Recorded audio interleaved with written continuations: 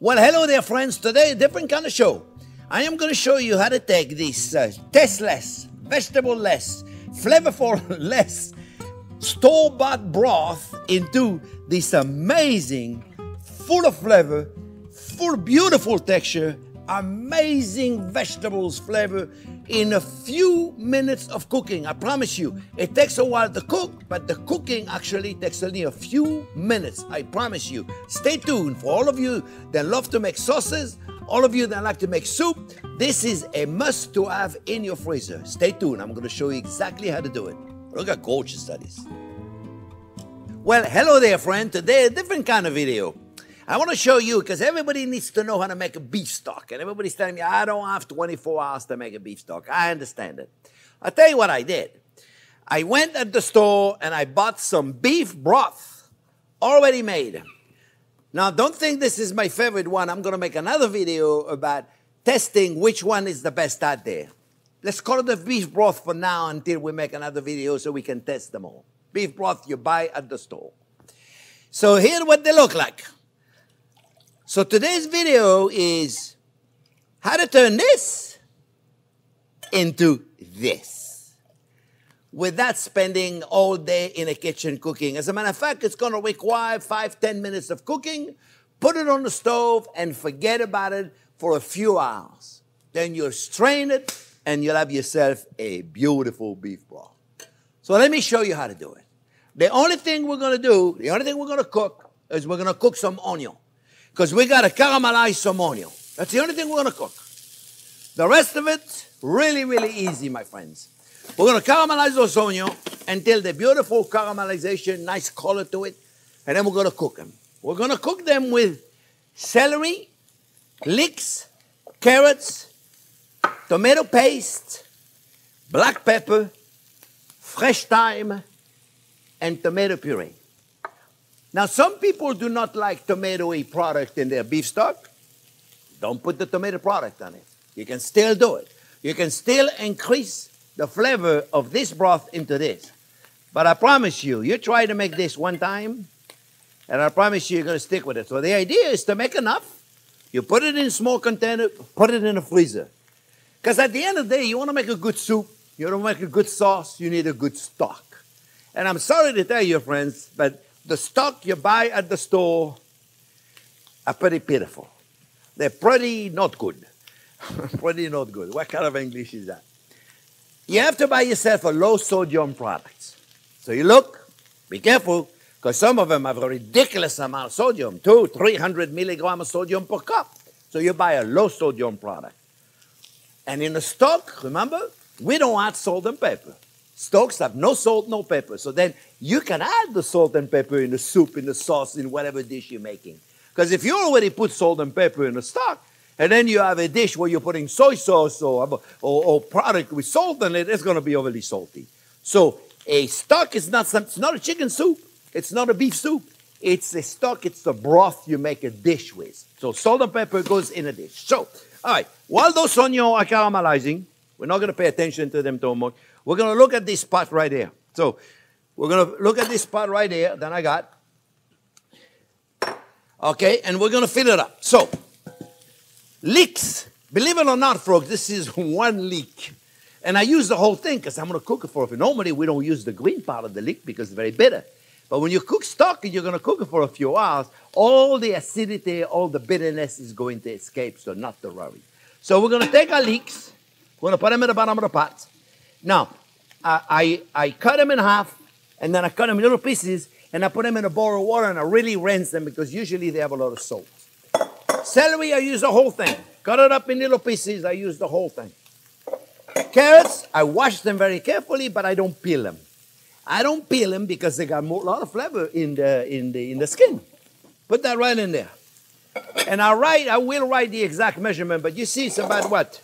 3-4 cups of carrots, about 2.5 pounds of this, one big celery, one big leeks. Now, my leek was like not a big one. Okay? You might want to use 2 leeks, okay? Fresh thyme. Don't worry about chopping anything. Just put it in here like that. 23 peppercorn. Just a few peppercorn. All right? Don't worry about how many you put in. We're going to continue sauteing those guys. We're going to put a can of tomato puree. Like I say, you don't like the tomato product in use? Don't worry. Do not put the tomato puree on it. It's really, really up to you. We're going to cook them up.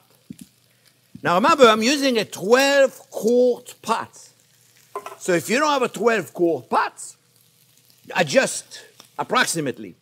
And then we're going to put the store-bought beef broth. That's the store-bought right there. Okay, I just bought this. When I was at the store, I was hoping nobody would see me.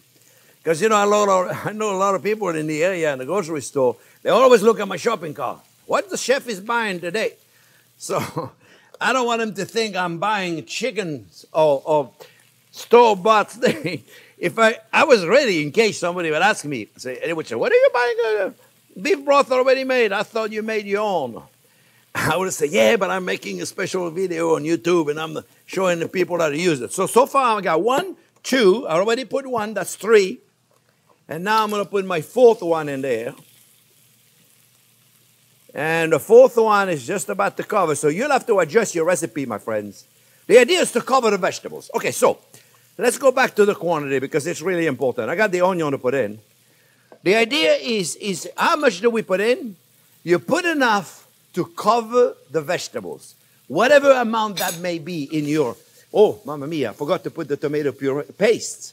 The tomato paste is what's going to give our broth, our stock, a beautiful consistency.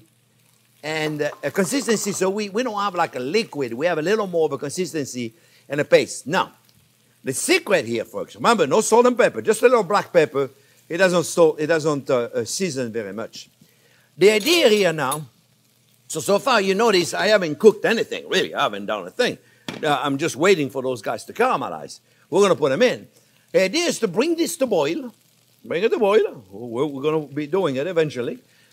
Bring it to boil and then reduce it. The minute it's boiling, boom, reduce it very slowly and make sure then you shake the bottom to make sure it is. So you take yourself a big spoon. You take yourself a big spoon and you're going to bottom every so often, but very low heat. I would put it on an electric stove, 2, gas stove, very low flame, and every hour, just check it to make sure it doesn't stick in the bottom. I would be you. I'd be cooking this for about 4 or 5 hours. You don't have to do nothing. All you got to do is once in a while, give it a little shake.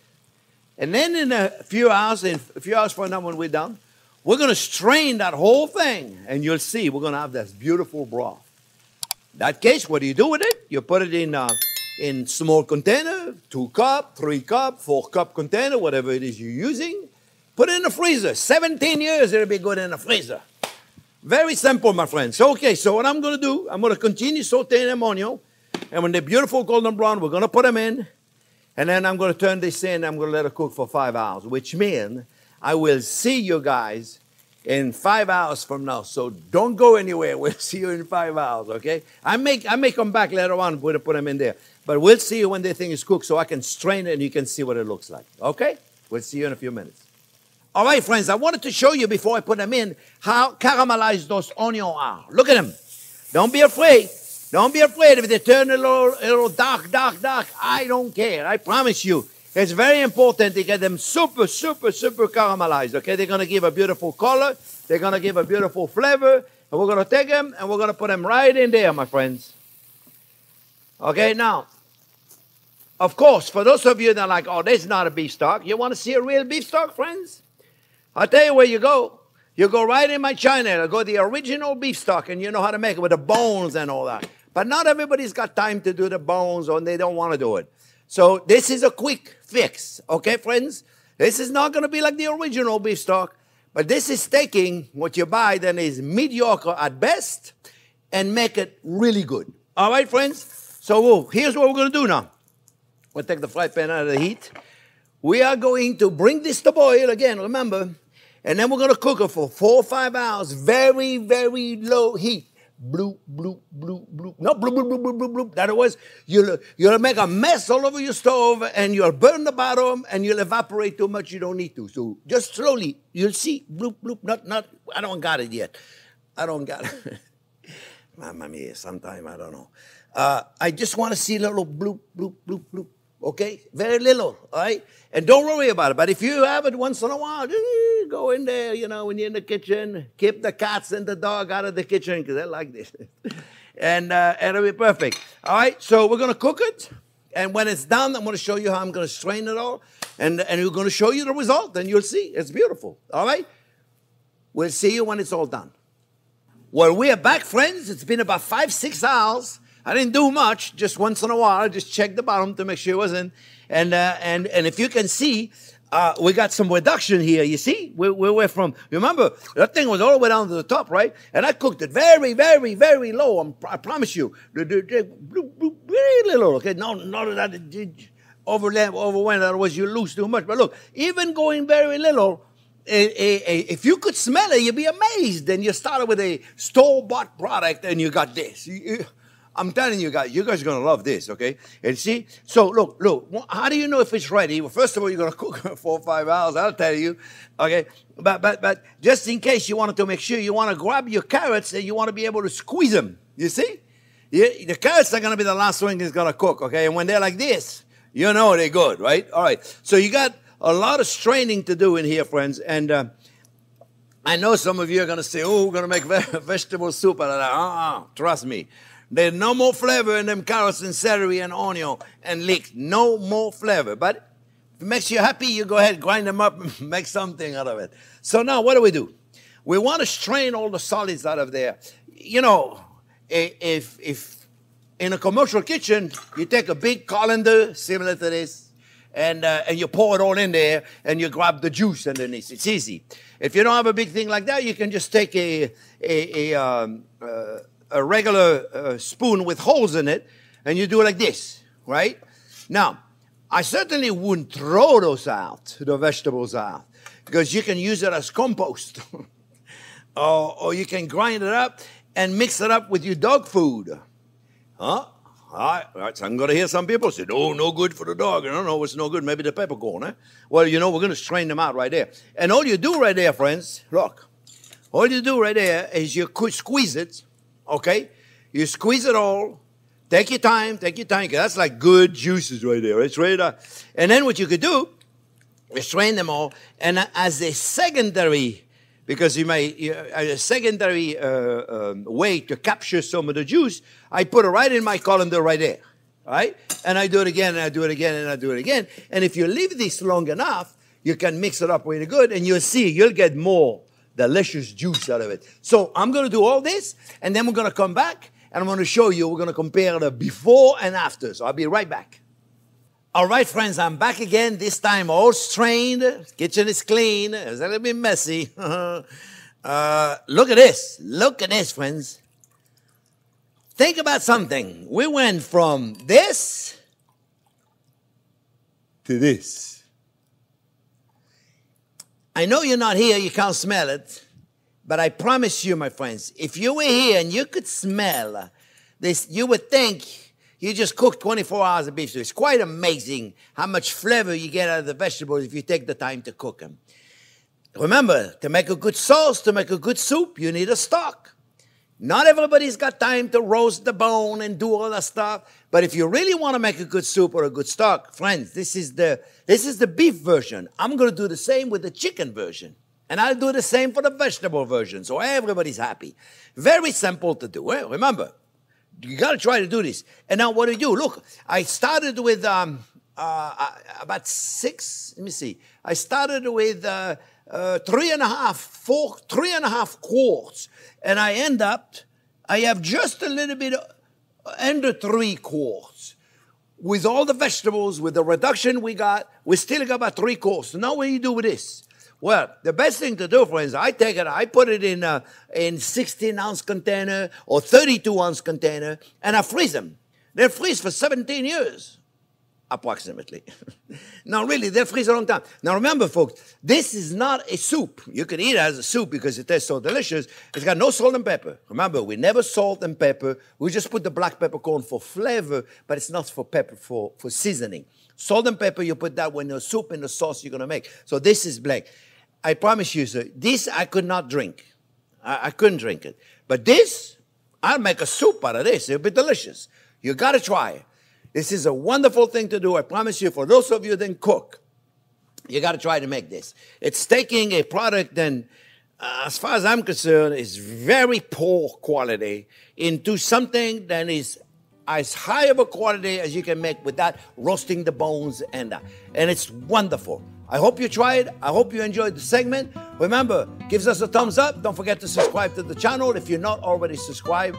And don't forget to ring the bell so you get notification every week when we put out a video. Thanks for watching. You guys are great. We love you.